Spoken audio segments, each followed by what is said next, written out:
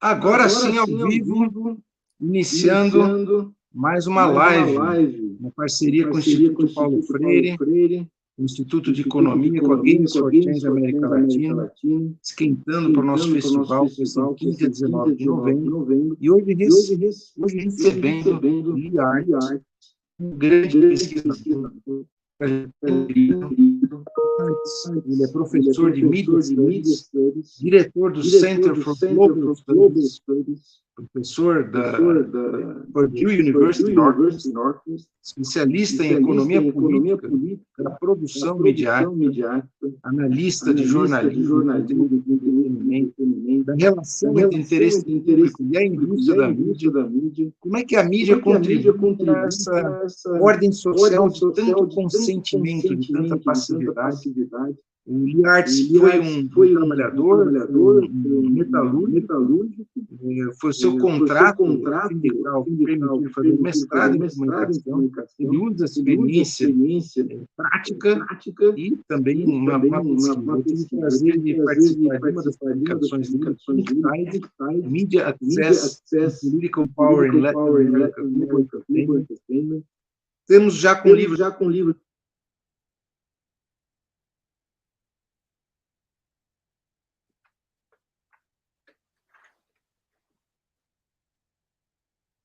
disciplina de economia do audiovisual, junto com essas iniciativas sem distinção, poder aproximar a discussão acadêmica da discussão política,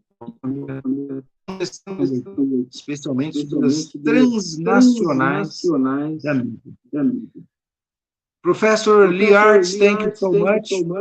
This is a special moment for us. It's an open class. It's an open class at our undergraduate course on the economics of international audiovisual markets. And we are also warming up for our festival, the Games for Change Latin America Festival, that will take place from 15th to the 19th of November. And this is also a partnership with the Paulo Freire Institute, which is an educational NGO that honors the memory of Paulo Freire. So, welcome very much. Global Media Dialogues, Industry, Politics, and Culture. That's the new book you've written. I've told our students that we already have a translated book, but the crisis in Brazil made it so difficult for us to publish. But we are very honored to host this event with you. So the floor is yours. Our students have prepared questions. Alex, our PhD student and the mentoree in this course, will also help us move on with the session. Our students are watching via YouTube. And thank you very much for being with us here today. It's a critical moment for us in Brazil, as you know. So the floor is yours. Now we'll be in the backstage, watching and following up. Thank you so much. Thank you, Professor Gilson. I have to apologize. Hablo español muy poquito. No habla Portuguesa at all. So I will be speaking in English. But if there's any questions as we go, please stop and I will try to explain things so that it's more understandable. I should explain that, first of all, this whole book, Global Media Dialogues, came about because I was on a panel at a professional conference in the United States, the Union for Democratic Communication, with several people that are proponents of cultural imperialism as a primary theory to explain how global media works. But rather than having a debate, we entered into a dialogue because we all shared a political economy perspective, which looks at how media is produced depending upon the social relations, the ownership, and then what is the content that's produced as a consequence of that. So anyway, we ended up with a book. What I shared with you before was the chapter that I wrote on media in Latin America, but there were other contributions from other authors, and if anybody would like to see some of those, I can arrange with Professor Schwartz to get some of the other chapters available for you. So there were several topics that became part of our dialogue. Obviously, the first one was cultural imperialism, and I will talk about that briefly. The second was transnationalism, which is a position that I think has emerged on the global scale, particularly with media. And then obviously a question of hegemony and what does that mean? And then the larger backdrop to it all is culture. So I'm going to go through each of these in order, and I look forward to the questions that everyone may have. I think that cultural imperialism was an insightful, useful theory from the 1960s or so up until the 2000s, which understood that US media and business practices influence popular culture and daily behavior. It certainly influenced what was on the TV screen or what would be in the theaters that people in almost any country in the world, whether that was in Europe or the Middle East or certainly in Latin America, this was what was dominant.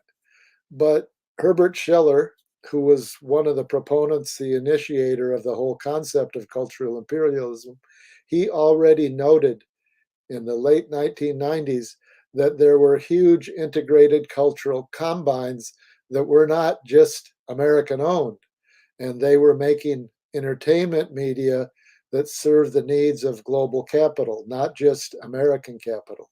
So that poses the question for me, as it did for all of the participants in the panel, and as it did for the contributors to this book, who owns the media? And I think, in my mind, the response has to be that there is a social class. That social class, media isn't owned by a particular nation. Although, granted, there are some authoritarian societies like Egypt where the media is pretty much under the regime of Sisi, or perhaps even in Turkey, where Erdogan makes a point of disbanding certain media that he doesn't like and then sells it to his own supporters. But by and large, my understanding of the media that it doesn't belong to the United States or to Brazil or to Mexico. It belongs to sections of those countries, and it primarily belongs to capitalist shareholders, capitalist owners. In other words, media is a private entity, not a national entity. Granted, I think there's a connection between the social structures of any society, like the United States is a capitalist society, so it stands to reason that the media would be capitalist as well, which means that the media, whether it's owned by Disney like ABC or Comcast like NBC or Warner, each of these are privately held, and they have a purpose of producing goods and services, primarily TV or movies, that they can sell to viewers, and then they can indirectly sell us as viewers to advertisers. So that's the first question that is posed by cultural imperialism. The second question for me is, what is exclusively American or Western culture? And I don't think that's an easy answer. Maybe that's one of the things that we can talk about as we get towards the end of my presentation. But is American culture hip hop? Is American culture fast food? Or is it country and Western music? Or is it home cooked food? Obviously, we speak English, but is individualism or consumerism exclusively American or Western? When I see telenovelas from Latin America or Turkish Diji, those pretty much promote consumerism and individualism as well. So my answer to this question is there is a transnational cultural order that practices neoliberalism and consumerism. On a world scale, consumer spending exceeds $4 trillion. In Brazil, for instance, consumer spending is $1.2 billion. There are 900 million consumers in India, 500 million in India, 900 million in China. So that prompts me, and I'm sorry about all of the, I didn't expect it to be highlighted like that, but I wanted to try to draw a distinction between international media, multinational media, and transnational media. Quite frequently, when you read articles or even books, transnational becomes a substitute for the word global. I want us to be able to distinguish between different forms of media. So I'm presenting here some definitions.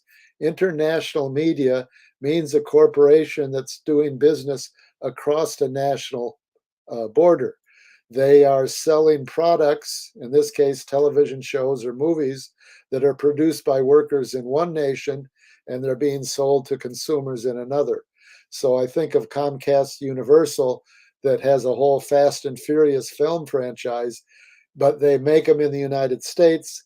They have United States producers, not United States distributors, but then they're sold to the Chinese market. I make a distinction between that and multinational media, which I understand are corporations that are owned and based in one nation, but they have subsidiaries, companies that they own and control in another nation.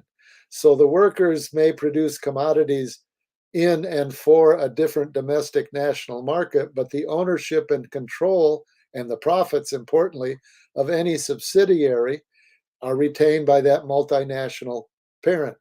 So in the case of Disney, they produce TV programs in India using its UTV, fully Disney owned UTV India.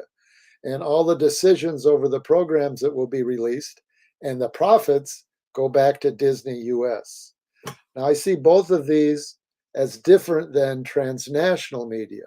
And I understand transnational media to be partnerships that are owned by more than one company in more than one nation, and then they produce goods for several nations and distribute these local commodities to several nations.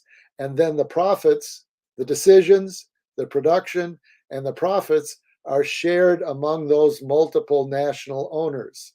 My example is Reliance India, which owns 50% of the US studio DreamWorks. They have joint ventures with Chinese filmmakers to produce movies for India, for China, and for the United States. So I'm trying to draw a distinction between international media, multinational media, and transnational.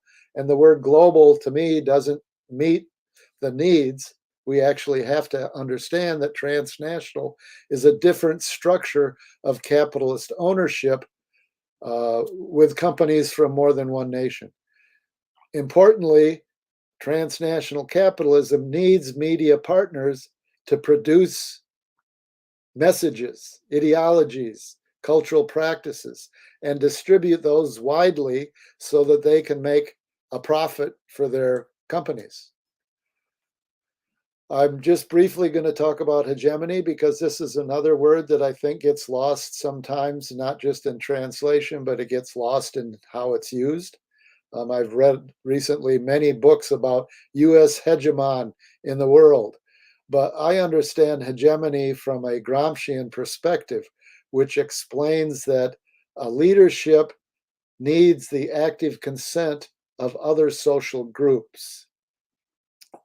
So, why would a social group like, say, Blacks in the United States or indigenous groups in Brazil or Mexico, why would those indigenous or African American groups consent to an unequal social relations? The argument that Gramsci gives is there's some material benefit. You may get some financial gain. You may have a job, and then you get paid for going to work, and then you can buy the goods and services that you need to survive. It may be political. The benefit may be that you have certain privileges.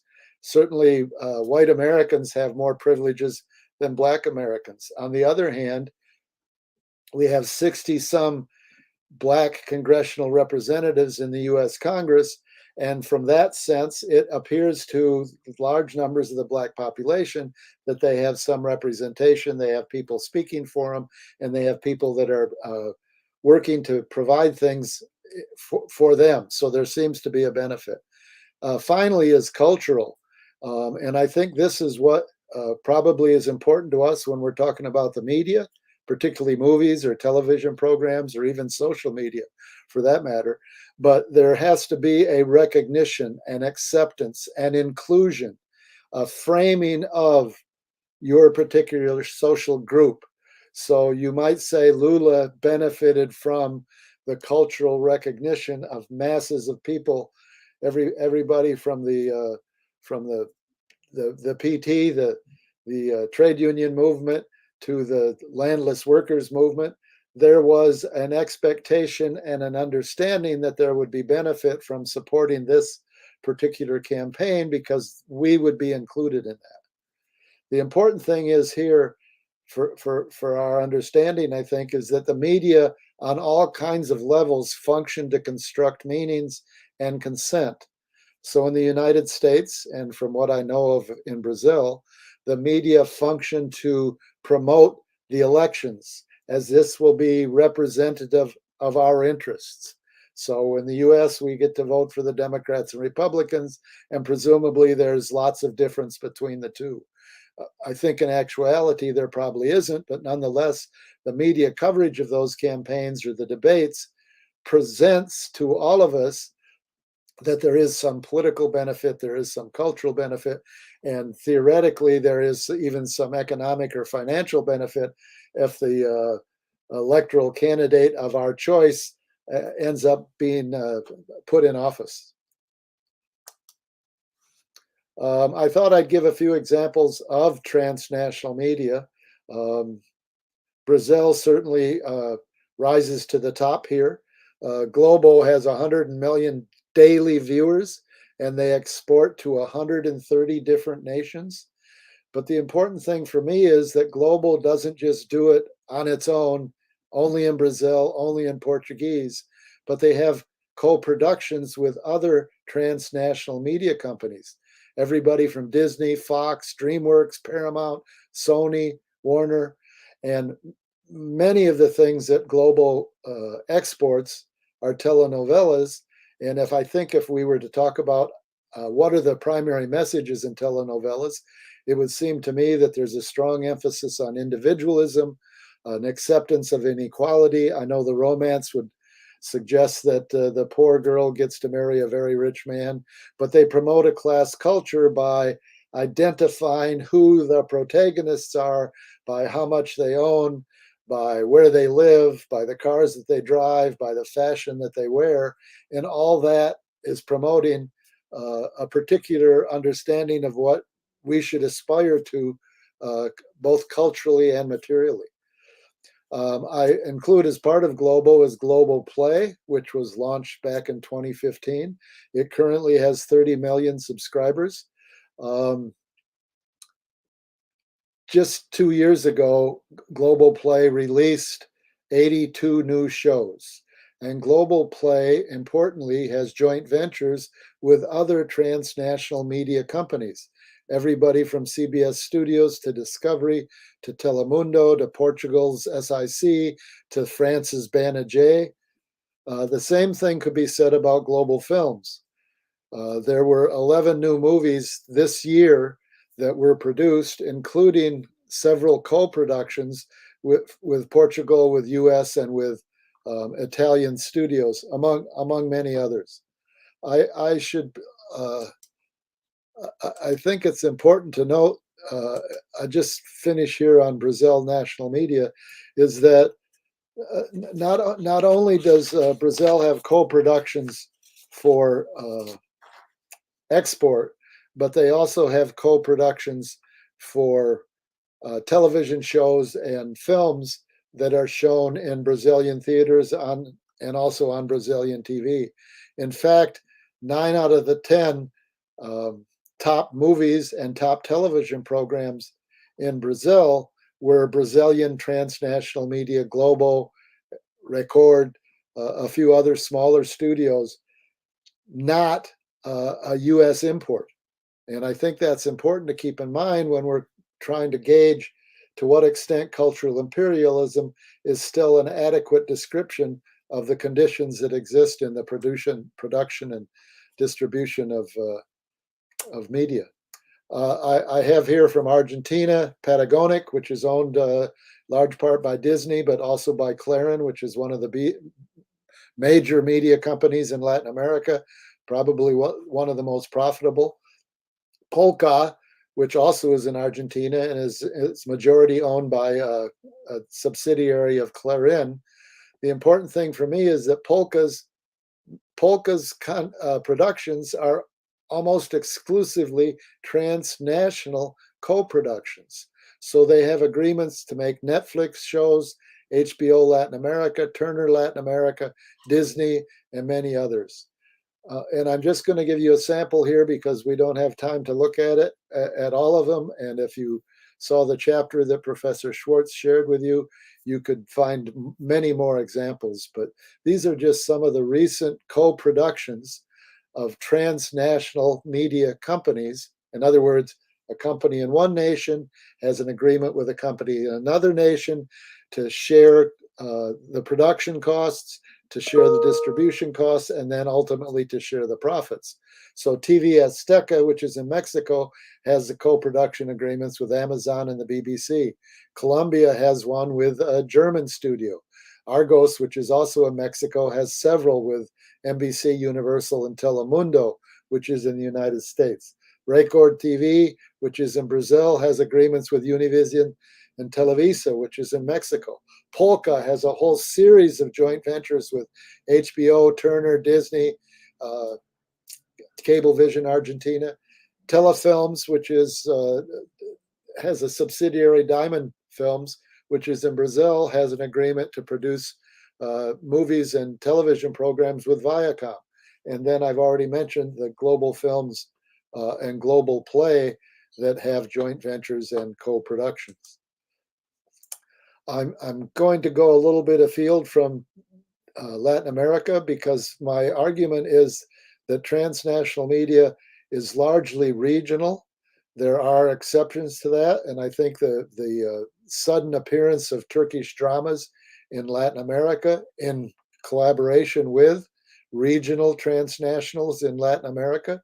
So we have Intermedia, which is a Turkish company, has a multi-year co-production deal with Telemundo, which is a US company, to make dramas that will be broadcast on television in Latin America. Likewise, IFM has a co-production deal with Paramount and Chile Mega. And since 2018, O3 Medya, which is a Turkish studio, is co-producing dramas that are aired on Netflix. So the question is posed, is this shades of Turkish cultural imperialism replacing US cultural imperialism or Western cultural imperialism? Or is this a form of Mideastern cultural imperialism? Or is it better described, more accurately described, as the appearance of a transnational culture? Here's some of the observations that we could make about Latin America, which raises this question again, if cultural imperialism is sufficient to explain the conditions of production and viewing in Latin America. 9 of the top 10 TV programs in the 7 largest markets in Latin America were regionally produced by transnational media across national boundaries in countries in Latin America. The other thing is most Netflix shows are co-productions with national studios, whether that's Colombia or Brazil or Mexico. In fact, Netflix has a series of regional transnational media deals with Brazil, Colombia, Mexico, Argentina, and some other countries. And I want to point out here that Netflix earned a couple years ago $3.4 billion. That same year, Televisa Univision earned $5 billion. So how do you balance out the dominance or the presumed dominance of US media productions or US culture in a region where Televisa and Univision actually produced more and had more viewers?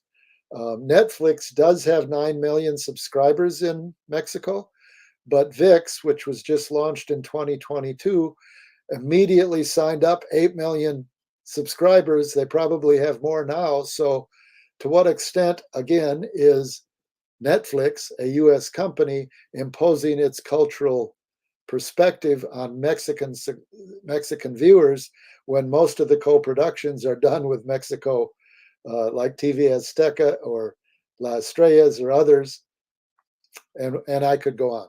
So I end with noting that Mexico and Brazil has more transnational co-productions and exports than either Spain or Portugal.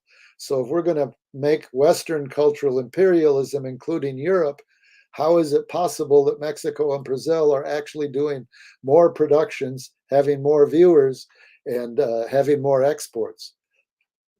I close here with national transnational media consent to co-productions and deals. In fact, they seek them out because they also have a benefit, both ideologically and financially.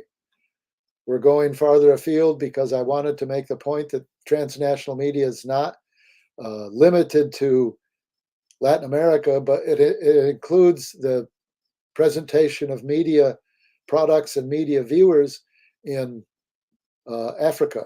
Naspers, which is a South African company, distributes Africa Magic, and they produce programs in Igbo, Wasa, and Yoruba, which are primary languages in addition to English in Nigeria.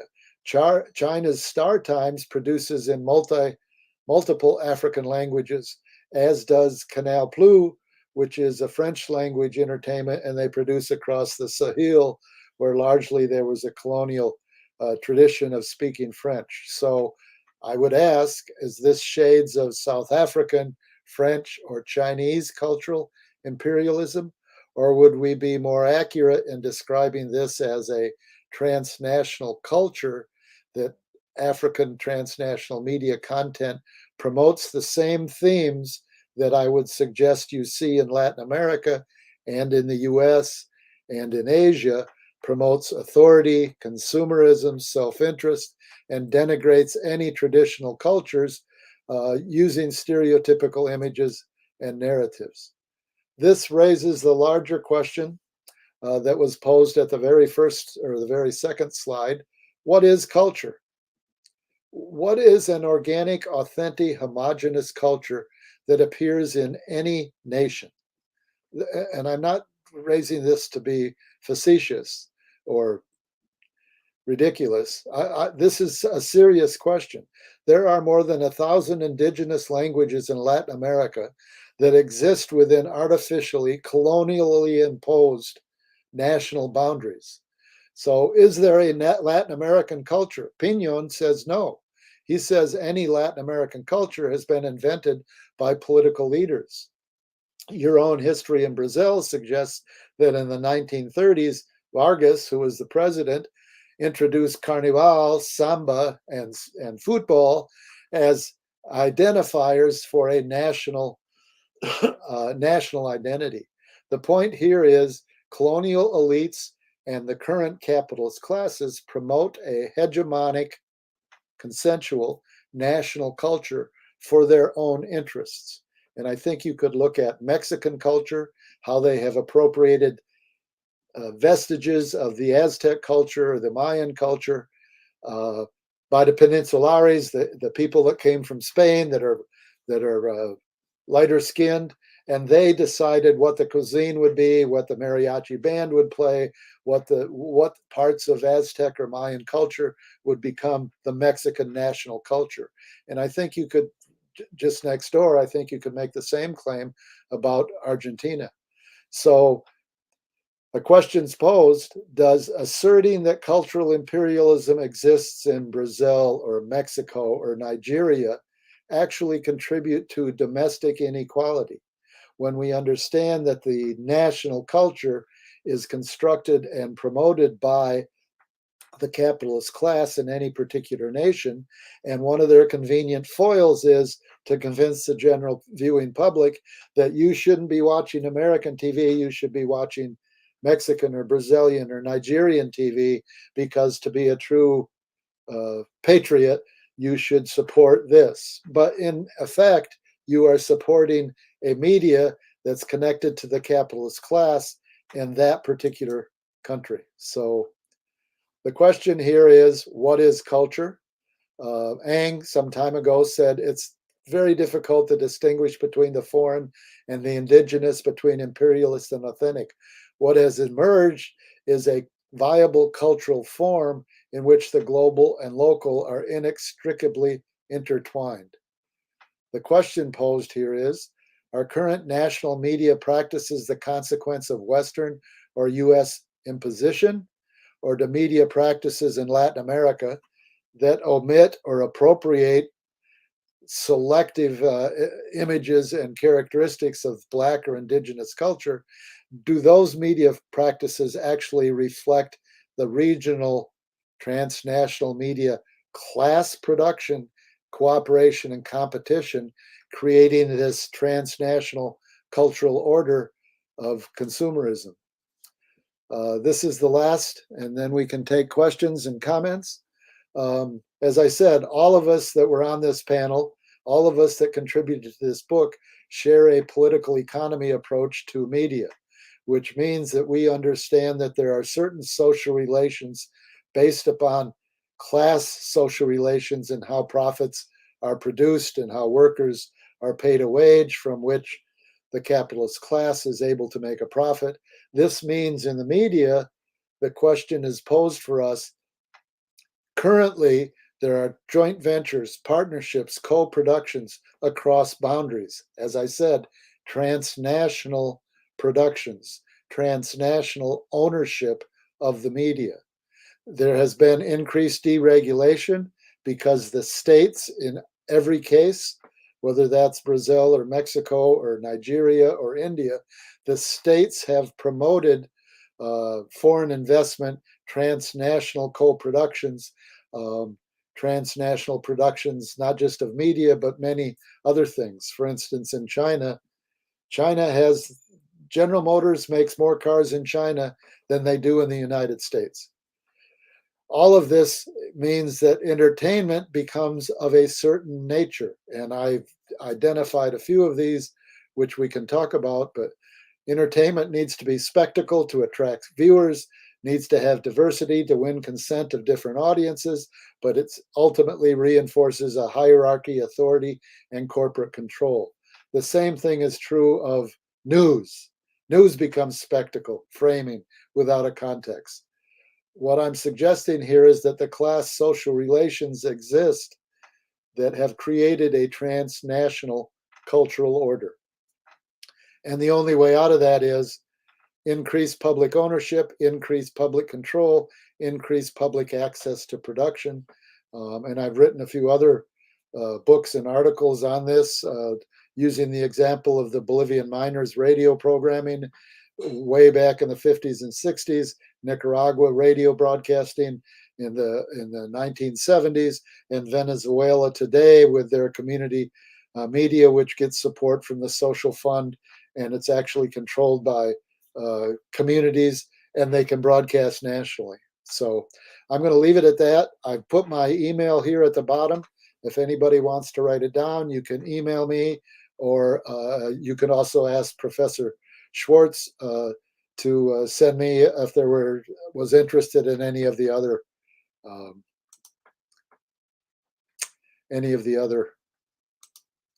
chapters in the book. So I'm open to questions, comments. Okay. Thank you very much. I hope there's no echo now. Espero que não esteja com eco agora. Botei aqui um fonezinho de ouvido. I'm using earphones to prevent echo. Well, we have questions from our students, and Alex has organized these questions. Let me check. Where are these questions? Should I? Yeah, I'm going to use this review. Vinicius, for instance, has a question. I'm going to read, okay.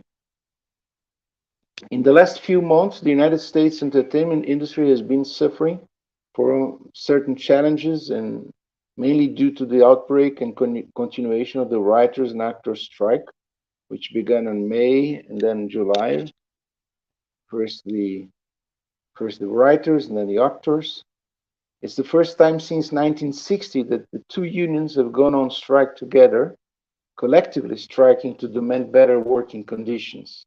What impacts do you believe the strike could have on transnational media corporations? Due to the impossibility of recording in the USA, do you believe that those transnationals will expand even more their operations in other regions of the world through co-productions, partnerships, and content distribution, for example?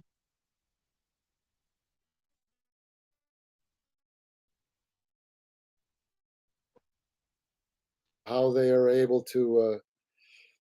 One of the things that has caused this is because the rise of the streamers, like Netflix and Amazon, which means that they have been able to avoid some of the contracts that writers and actors had before, and they can insist that they work for less, and there aren't going to be any ancillary rewards if a show is picked up for a second year, which places the writers, which is why they ended up going on strike. I think the question is well considered. I would just observe that the transnational media in the United States had already started to look for partners abroad because of presumably the lower wages, but the expertise that writers, actors, filmmakers, sound people, editors, the rest. So this, perhaps if the writers and the actors are able to improve their status, that will be one more bit of incentive for Netflix or Disney to go elsewhere. But I would just observe that they have already done that. They were already going abroad, which was one of the reasons that they've been able to put pressure on the actors and writers. Because, well, if you don't want it, right? If you don't want to do it, we can go to Mexico. Or if you don't want to do it, we can go to India. Or, you pick a country. We can produce cheaper in Greece than we can produce in Hollywood. And in the United States, I should point out that many of the companies have already left Hollywood. They've gone to places like Chicago, Atlanta, where people will work for less. And also they end up working on a contractual basis. So you may be making ends meet. You may even be making a significant amount of money because you're writing for a show. But once that show is done, you're unemployed. You have no benefits. You're kind of out. But they've been doing that for some time now. So good question. Thank you. Cool. We have some other questions here.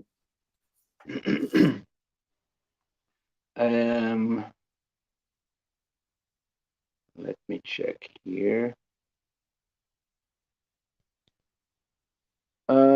How do you think that the growth in market share of the American transnational media companies in Brazil could affect our culture? Do you think that by watching all these foreign content, we could start developing characteristics of our own national culture, or losing some characteristics of our national culture? So is it really, is there an impact on content? An impact on content, even if it's a partnership. Obviously, if Disney works with Patagonic in Argentina to produce a television program or a movie, and they're going to enter it in a Cannes Film Festival as a foreign film, Disney's going to have something to say about that. On the other hand, Disney's not as familiar with the Argentinian culture as Patagonic is, so they're going to have some deference to the writers and the producers that say we need to include this, otherwise we're not going to get viewers. But the question embedded in the question is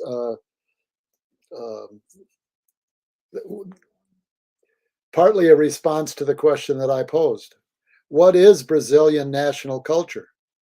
I mean, I'm not asking this to avoid the question, but I'm asking this to say, really, what is Brazilian culture? I mean, for decades, samba music was considered African music. But at some point, maybe in the last 30 years or so, samba became promoted as Brazilian culture.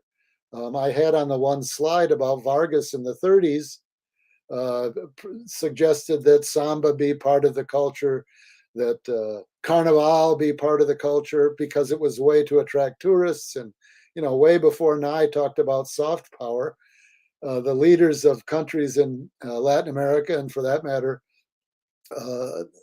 Europe, were trying to use their culture as a means of gathering interest, gathering support, gathering some political clout. So obviously market share affects it, but as I said, recently anyway, in the last few years, the productions by Mexico, Brazil, Colombia have attracted more audiences on television than US productions. The few US productions that have been done as co-productions. So they've used a Mexican studio to make a TV program that Mexican viewers will like. So it appears to the Mexican viewers as if it's a Mexican show, when in reality it's funded by and profits will go back to Telemundo or somebody else. So Telemundo did have the top show in Colombia, Mexico, maybe Argentina in the last couple years, but the other 9 shows were from the domestic producers. And some of those were co-productions, obviously, but they still had the signature of those. I would like to hear other students, if they want to challenge this question. If somebody can say, well, Brazilian culture consists of A, B, C, and D. I mean, when you think about US culture, it's like apple pie, Jesus, football, not real football, fake football, hip hop music.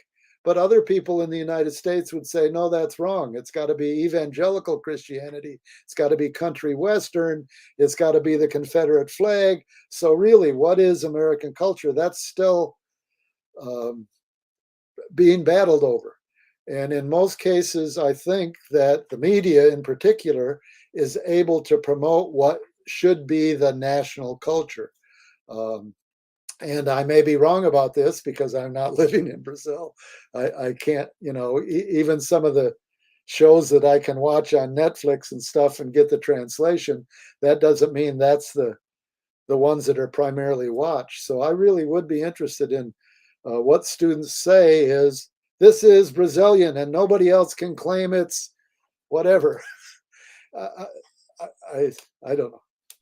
Some people say it's a fruit, jaboticaba. There's only in Brazil you have the jaboticaba tree. Some people say that's it. But that's a very interesting question, because culture as such is always a process, and is also always a battle for control and for domination. So what is a culture in abstract? That's a very good question. That was a question put forward by Felipe. He has another question. Could you share with us a little bit of how was the research process for writing the book, and specifically this chapter? So a little bit about your research methodology, and yeah, that's interesting. Began with I began very simply with a Google search. So I would look at top movies or top television programs in country A, B, or C, and then I would find those movies and get a synopsis of the movies, or in some cases I could watch the movies with an English translation. So I was able to identify what were presented by Statista.com, for instance, is a good source, because they will often tell you what are the top streamers in a country, what's the top media in terms of the number of viewers or the amount of revenue. There's also something called the Media Monitor. They have kind of been not as active as they were a few years ago, but they do go up through 2017, 2018, and they have a media monitor for almost every country. And when you do that, you actually can go in and find out who owns O Global. Well, Marino, and where did Marino come from? What was the history? How did ABC help Marino? And how did Marino work with the with the dictatorship during those years, and why did the dictatorship like what Marina was producing. So I went through all of those sources. As I said, something simple.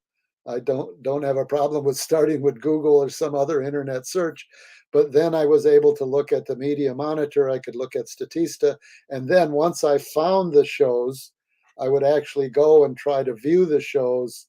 In many cases, I could. In the cases where I couldn't, then I would have to rely upon a film or TV critic that said, this is what the show is about, or some IMBD thing where they sometimes will give a synopsis of the show. That was the process. And I should point out that it's never ending, because just as soon as I write the book, the chapter, things have changed because somebody has sold out to somebody else has bought something. So in general, what I see is, though, an emerging trend of transnational capitalist cooperation. And it's in the media for sure, but it's also in pharmaceuticals, it's in appliances, it's in automobile production, it's in cement manufacturing. I mean, it's everywhere. That's part of, to me, that's the result of the political economy of capitalism on a world scale. Once you have sold every refrigerator you can to 300 million Americans, what are you going to do? Well, you can have the refrigerator fall apart, or you can change the color, or have some add-on like Apple phone does all the time, or you have to find a larger market. But if you're, American exceptionalist, how are you going to produce something that Uruguay wants to see? You don't know anything about, right? Which isn't to, I'm not suggesting there aren't cultural differences. Largely it's language, but in addition to that, how are you going to reach that audience? And one thing you need to do is have actors that are Brazilian or actors that are Mexican speaking the language. You would probably want icons or locations that people could easily recognize, all of those things. And in that process, I was able to identify recurring themes. And I've done this on China, I've done this on Europe.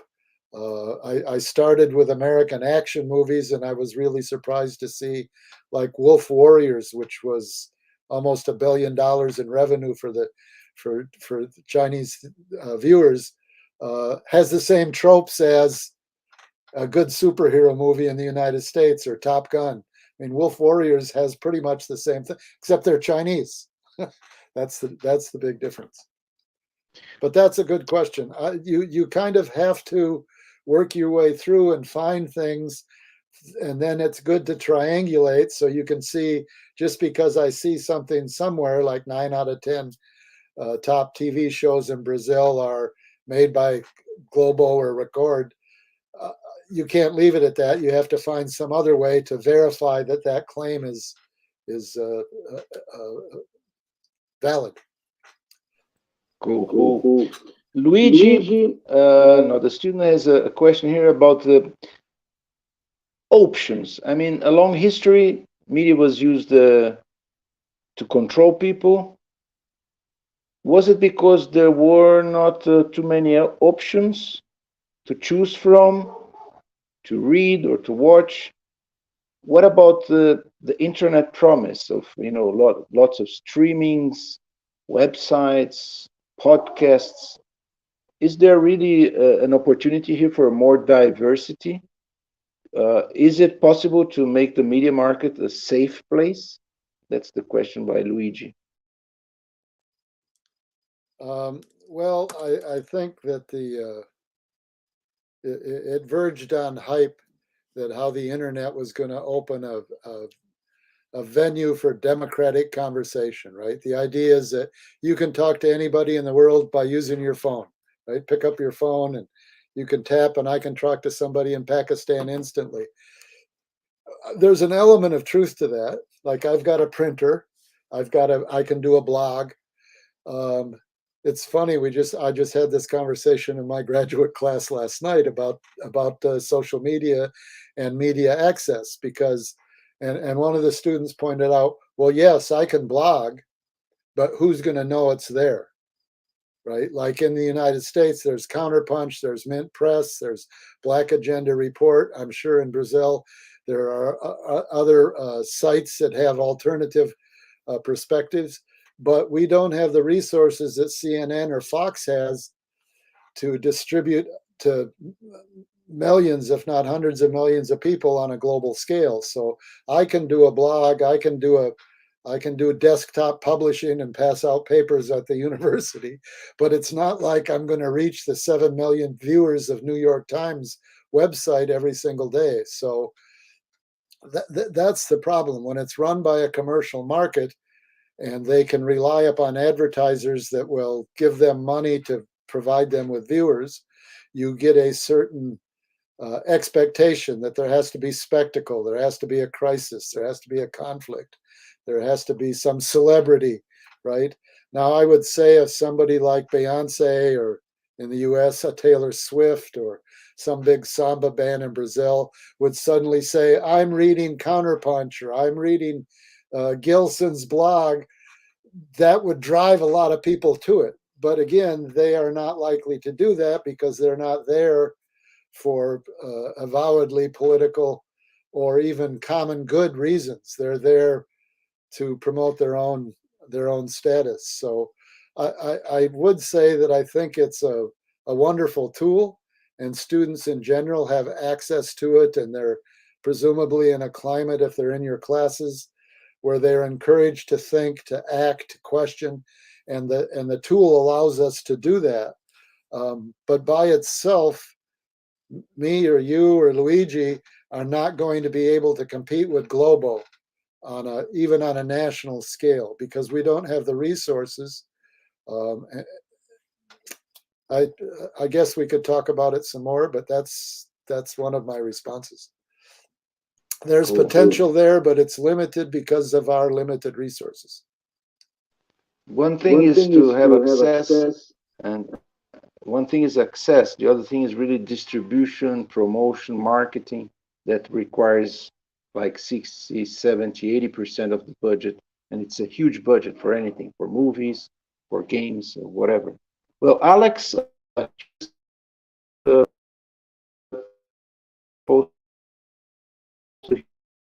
here another question. In the article that you shared, only media which consciously present a resistant, radically progressive perspective and ideology can begin to overcome neoliberalism and transnational capitalism. Could you comment how this could be accomplished in this new cultural order? Do we have some successful examples?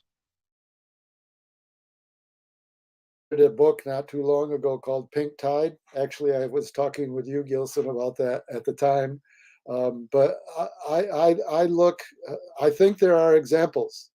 I think the Corredep, which was the community radio consortium in Nicaragua that had almost 30 radio stations collectively producing things. I think of Venezuela and the community media that has burgeoned since the coup against Chavez in 2002. There was a real push by the social movements to say we need to be able to have our own production facilities to be able to broadcast what's important to us. Otherwise, we're subject to Venevisión or Globovisión or El Nacional, the newspaper. We need our own. And I think that they have demonstrated that that's possible. There's other few sites. I mean, historically, I mentioned earlier the Bolivian miners in the 1950s. They had their own community radio stations, which is one of the ways that they organized their miners' unions, and one of the ways that they prevented some of the worst oppression against them. Even internationally, there's a group called AMARC, which is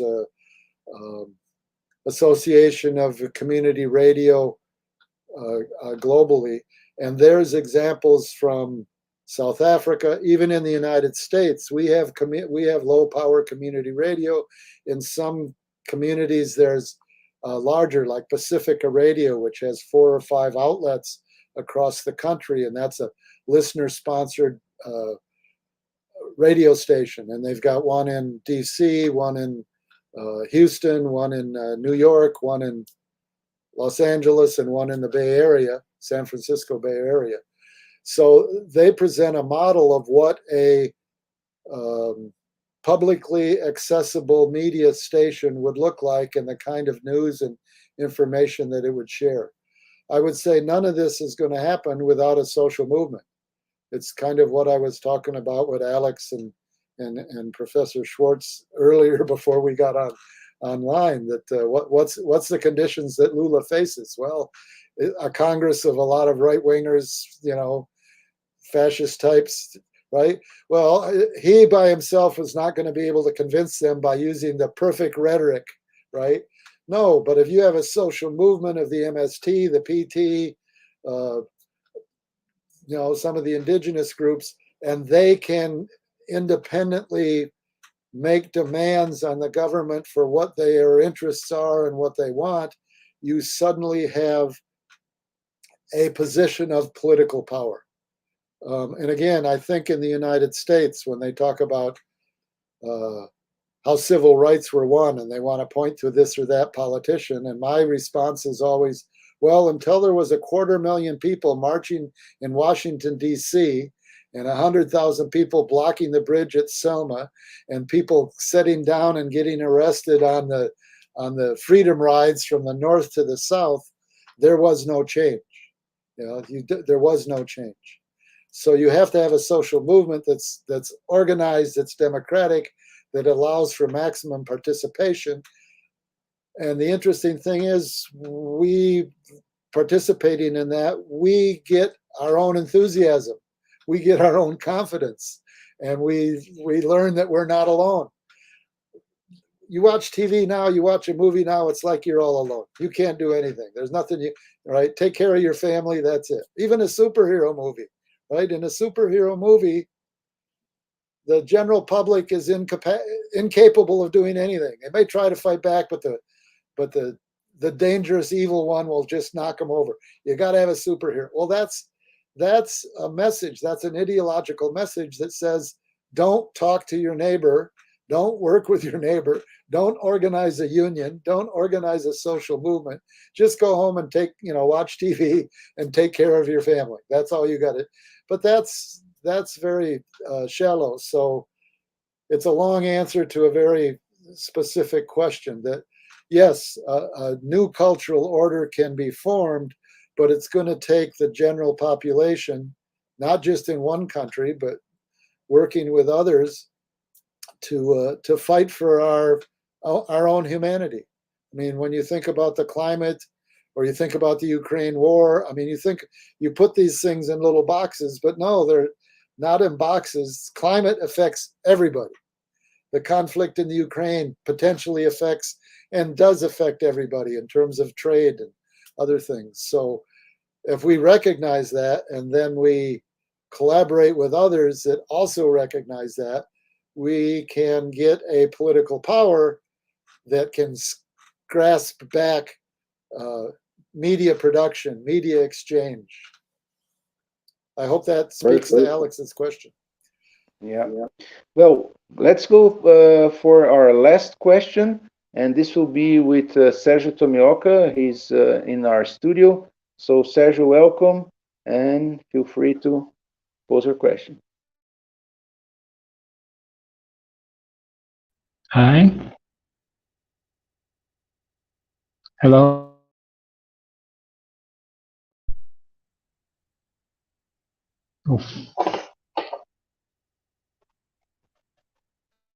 Hello.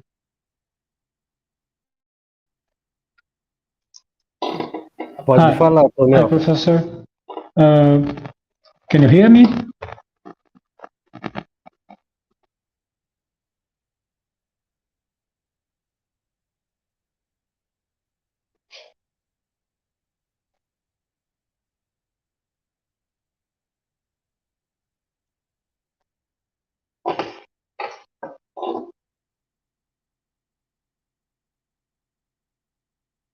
Okay.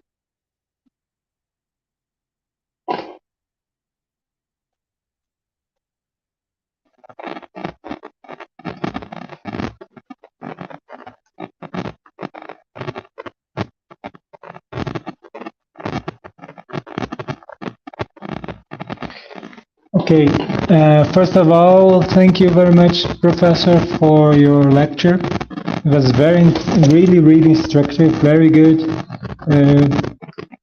My question is, you're saying that the question of cultural hegemony has more to do with the form than with the content, than with the content of the productions.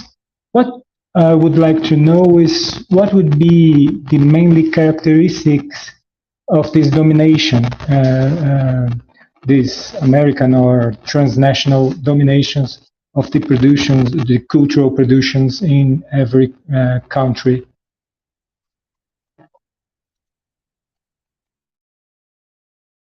Between the form and content.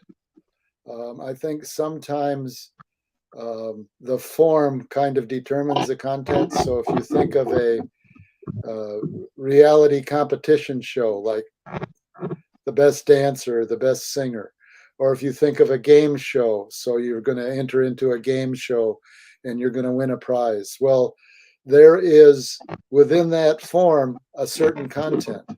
The content means that there's an authority, the host, that decides what is right and wrong.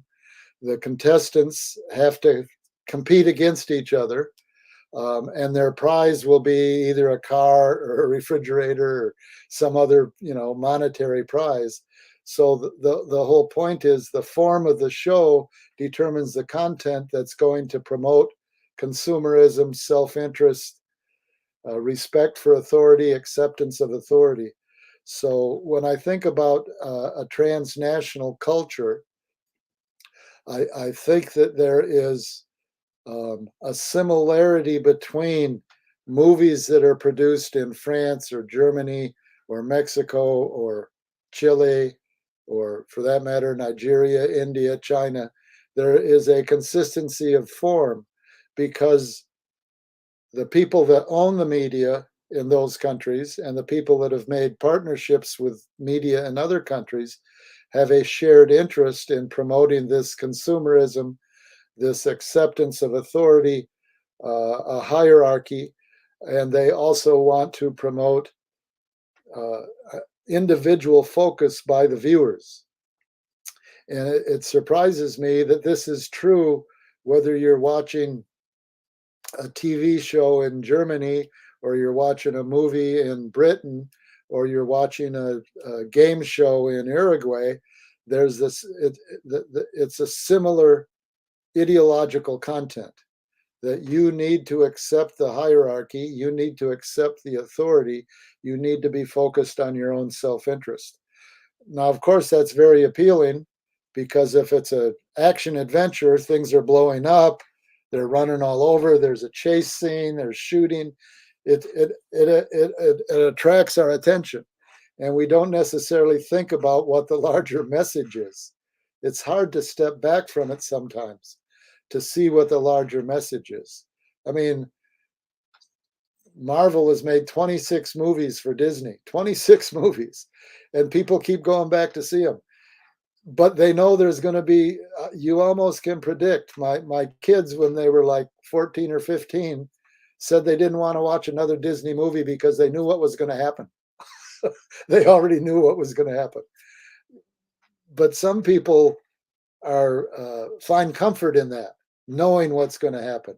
There will be an evildoer, there will be a superhero that will protect us, and everything will go back to normal, right? Like if you watch Disney's Aladdin, there's an evil Jafar, there's a nice friendly sultan, and at the end, Aladdin will get to be with Jasmine and then actually become the sultan, right? I mean, there's a predictability about it, and it confirms our hopes, right? Telenovelas are like that, right? You got a poor girl, a rich guy, they somehow cute meet, or she works at his company, and then they end up falling in love, and now she's going to be rich, which is the whole point of the message, right? You can't be happy if you don't have these luxury goods. So I think that there's a fit between the form and the content. And I think it happens in media everywhere, whether it's just national media or if it's actually transnational media.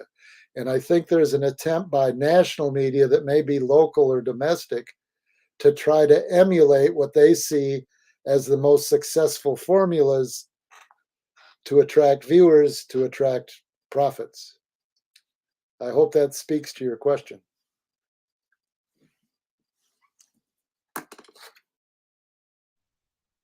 Thank you. Thank you so much. I think we have reached our 1 hour limit for the session. Thank you so much. This is, of course, being recorded, and I'm going to share and promote this discussion further. We'll keep in touch. And well, hopefully we will be able to translate the book now or make it more, visible for our students, both undergraduate and graduate students. Thank you so much for your time and for your brilliant analysis. We need it so much exactly now when we are transitioning from a proto-fascist regime into a hopefully more democratic society. Thank you so much, Professor Artz. Thank you all that followed us here. Obrigado, pessoal que acompanhou até agora. É um esquenta. Estamos indo em direção ao nosso 11º festival, Games for Change, América Latina, e também propondo uma rede que seja decolonial, um audiovisual decolonial. Será que é possível? Falar de fantasia, de imaginação, de invenção, sem cair nos modelos hegemônicos desse transnacionalismo? Bom, cabe a nós responder, como falou o professor Artz, depende da organização social. Thank you so much. Thanks for the questions. Thanks for inviting me. We'll talk soon, Gilson. For sure. Thank you so much. Okay. Bye.